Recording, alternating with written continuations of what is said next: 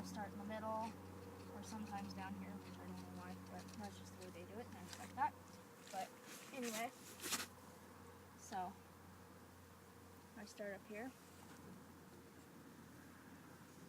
When you pull, you don't want to pull on the back.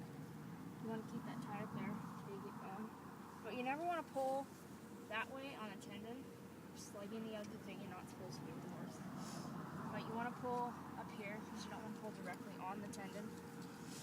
So, and then as you're wrapping, you want to keep even spacing. You don't want to go clear down here with one wrap. You want to keep a good pressure on it. Like you don't want to like pull your whole body weight into it, or just like lap it around there, because then that doesn't really do anything. But so you just want to go. And another thing, like if you're wrapping and you have someone else there, you need to wrap all the legs. You do not want to have someone else wrap one leg and then you wrap the other, because you guys use different pressures and that's not good on the leg. It's kind of, it would be like you tying one shoe one way, then a friend tying your other shoe the other way. And one shoe might be tighter than the other, and just figure that when being really active for a horse, how that's going to feel, and it's not going to be very comfortable for them. So, you go down here,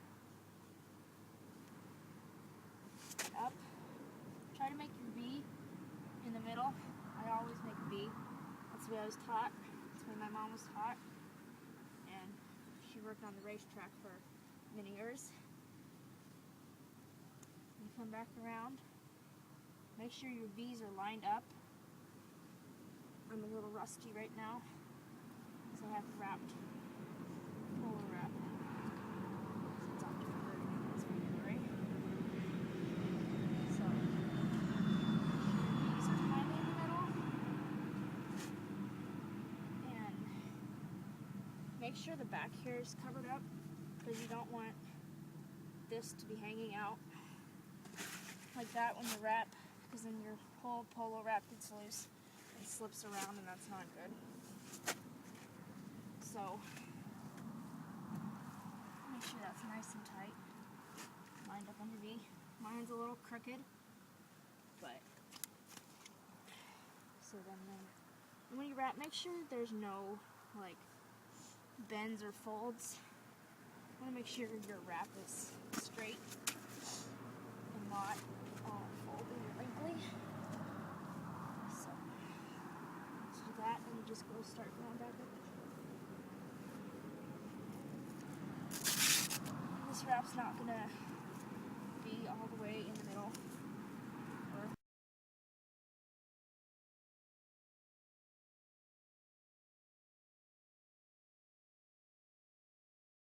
There's nothing on the outside. I usually redo it, but I redo it if I'm running. And I also, like people, I see many people doing it. I'm one of them that do it, since my friend used to follow me around with electrical tape. But they wrap the flap here with electrical tape to secure it so it doesn't get caught and then come undone or anything like that. And then I'll show you my V here. You see my V? Try getting in the middle. It's a little uneven here, but you want to make sure that that's covered up, like I said, because if that starts coming undone down here, then your whole pole gets loose and tends to unravel, and that's not good. Also, I always wrap twice around the fetlock. I go around, then up, then around again. And that's why my V right there. And that's the way I was taught. But you don't want, it's hard to explain how tight you want a polo, but I usually want to at least put a finger in there. I mean, not like just slip it right in easy, but work its way in there. I mean, if I can't put a finger in there, then that's probably a little too tight. But, I mean, the more practice you have, the better you'll get at wrapping it.